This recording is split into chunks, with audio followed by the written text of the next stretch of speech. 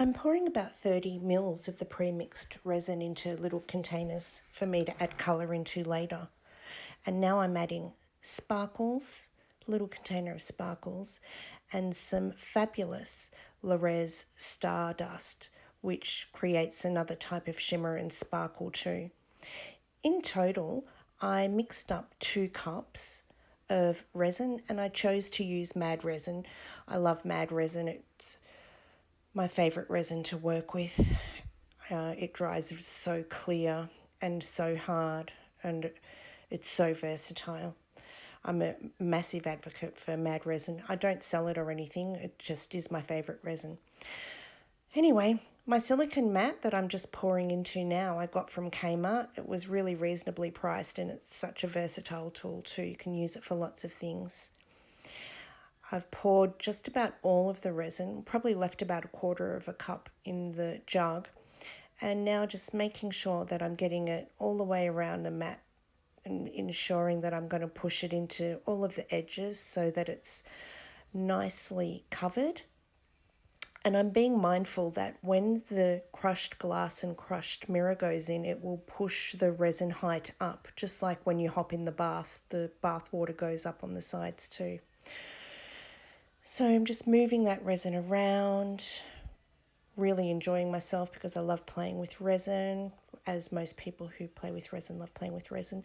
Massive shout out to Sue Findlay, who's just released a whole lot of videos that are helping resin artists to push their limits with resin and think about using resin in a different way. This is crushed glass that I crushed myself. I've got a video on it on my YouTube if you're not sure how to do that yourself. It's a short video and quite handy tip to know. Probably not the most professionally put together video, but nonetheless, I know you'll get the gist of it. And now I'm adding some mirrored glass, crushed glass, to get depth and help it have more reflection. And I've added a few just randomly around the place to I just think I was thinking about composition, and I like to have things sort of all over the place. Now I'm using that last bit of resin to make sure that the crushed glass and mirrored glass is covered. And here I go using Artisue Teal, Artisue Bright Gold, and a little bit extra of the Rez Star dust. I added it into my little resin containers that I put aside earlier. Sorry about my headshot there. And as you can see, I'm just putting some of these colours across where the crushed glass is, and pretty much just making a design based on my intuition and how I feel I'd like it to go. In retrospect, I would probably wait a little bit longer till the first part of the cure of the resin had occurred, even before I add the colours. Maybe 20 minutes I should have waited, or would have liked to have waited. My gold sank quite a lot, and when you see the finished piece, it's right in the background and doesn't have much impact in the overall creation. The stardust and sparkles and teal though look amazing, and I was really happy with it. Now I'm just adding the last bit of resin, just a light clear over colours. It helps create a depth and dimension.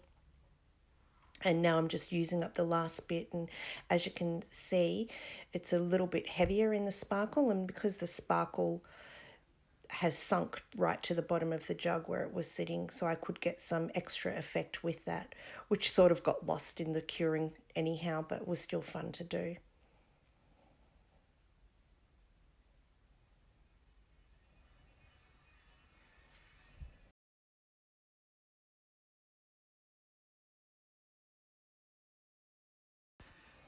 I got a straw and started to blow out the teal and gold to create just some movement and stretch out the colours a bit.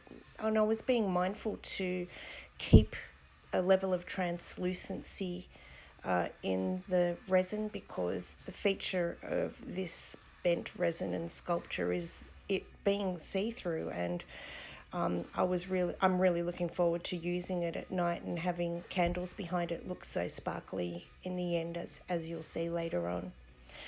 So pausing, having a look, deciding what I'm going to do next, and I just keep fiddling with it until I'm happy with what I see. Popping the air bubbles with a flame torch, not a heat gun, just really getting in there.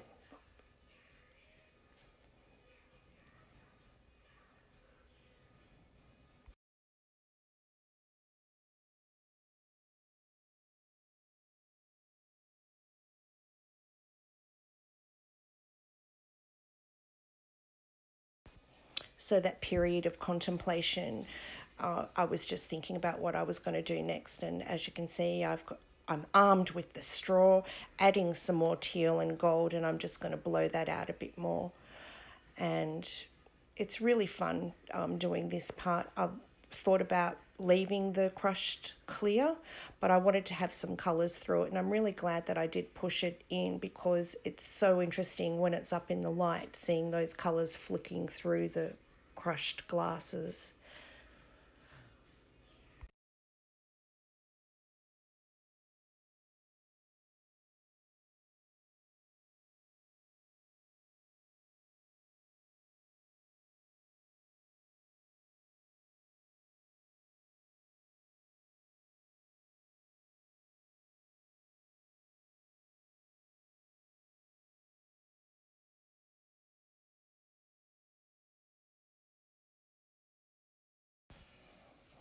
I'm using up the last bit of the pre-mixed resins now and get right in there with my fingers soon.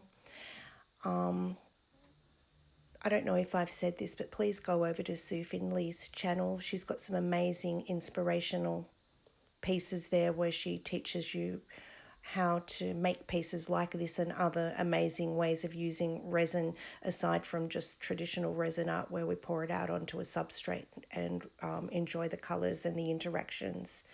It's a great source of inspiration, and I find that if I do a fairly close replication like this first one, all the way through the process I'm starting to think about how I can be more unique and do my own thing. It's really fabulous. Thanks so much, Sue.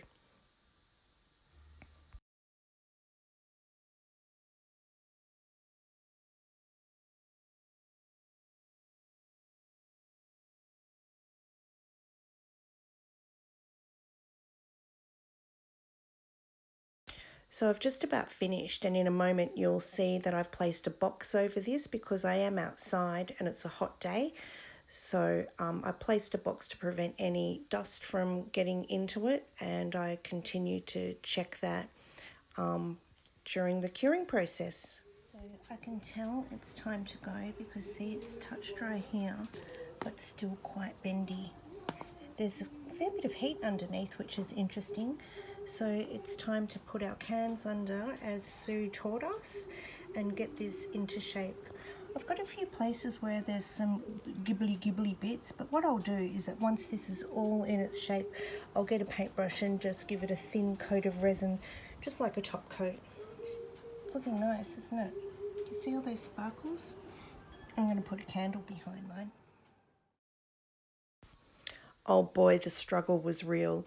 I could not get the piece to sit how I wanted, and it was like a fight. I was really trying to think about how I could make those cans hold the resin that had gone a little bit further into the curing than I had hoped. And of course, I was quite aware of the camera being on, so it does add that little bit of extra pressure. You know, I was like, oh my God, am I looking like an idiot? Well, no, of course I wasn't, but I did feel funny.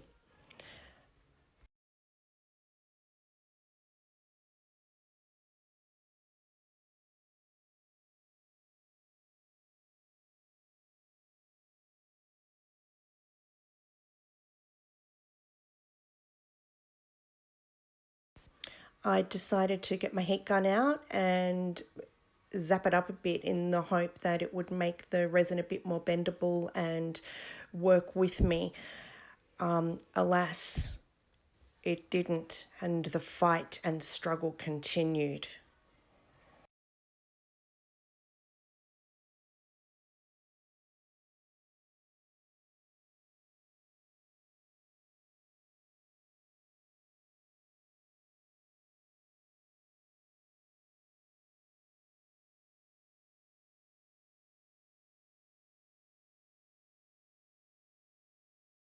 Well, as you can see, I had a lot of trouble bending my silicone around the cans, which is what is suggested in the first video. So I've decided to concave mine up like this. In Sue's video, she said she waited 6 hours. I waited 4.5, and I think because it's quite a hot day, that was still probably even too much. And I think that we need to catch the silicone a little bit earlier than what I did. But anyway, I'm still really hopeful. Oh, sorry, I'm still really hopeful that it's going to look amazing, because it is looking amazing already. And to have it concaved up like this, it'll still be able to sit up. Now I'm wondering if I should be doing it the other way around so that it can bend backwards around a candle, and I've decided yes, that's what I'll do, because I think I'd like this texture part sticking out. So I'm going to work out a way to do that, and then I'll show you. Oh my gosh, as I was fiddling with it, it could come out of the, I found it could come out of the mold, so I'm going to put it back on record and show you. This is only 4.5 hours in.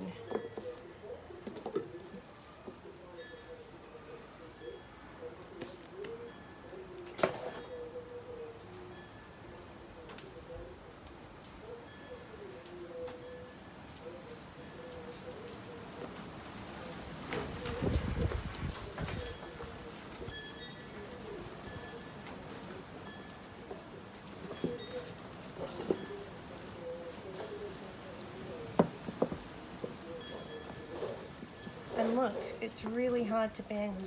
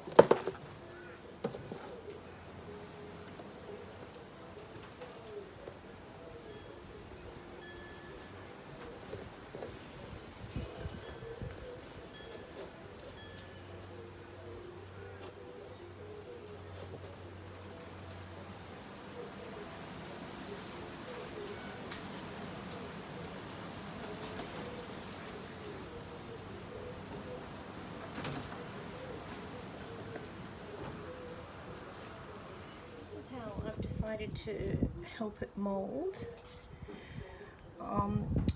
My biggest tip I can give you is all of our resins will have a different curing time. I used Mad Resin because I love its clarity and shine, and I just actually love it. It's my go-to resin. And look, so this will most likely, I imagine, be quite hard by the morning, and ready for me to just sand these edges and give it a little paint over. Wow, it happened a lot quicker than I thought, and I really can't wait to do another one and try and get these bends happening here. But see, it just doesn't want to do it. Even when I heat it up with the heat gun, it won't relinquish. It's cured too much, especially on the back. The back is a lot matte because the silicone mold is matte, but nothing that a little brush of resin won't fix. Oh, sorry about that big sniff. Oh, hello. Hello, you gorgeous starburst. That gives these translucent glitters when you just put it in lightly. And as you saw earlier, I put that tiny little bit of sample holographic glitter in too. So really looking forward to seeing how it goes at the end. Next one I do, I'll be a lot lighter on the teal or the colour that I choose, or I've actually got translucent tint I think would look amazing in this rather than using an epoxy paste, which is what I use now. And I crushed these glass myself this morning, and there's a video on that, video 69, if you want to know how to crush your own glass. That was half of a packet of just what you get at a $2 shop, so $1's worth. Very cool and very, very sparkly. Oh, and I added, as you saw earlier, just a sprinkle full of the mirrored crushed glitter that I bought from Bunnings in the gardening section, just so that it could pick up little bits of mirrored aspects which give it another dimension of glow. The one thing I don't like about these is on the backs there's white paint, so I believe there's a better lot that you can get from IKEA. There's not an IKEA close to me, it's like a 2-hour hike, but I'm planning on doing an IKEA hike next week, so I will be getting that. I hope you're going to do this project, it's really fun. As I mentioned earlier, I did make another piece, and there it is next to the original piece that you just saw me create. They're so fun. I really do encourage you to have a shot at this. The second piece that I made, I only used 1 cup of resin, so, you know, it's interesting. It's just equally as strong and equally as great.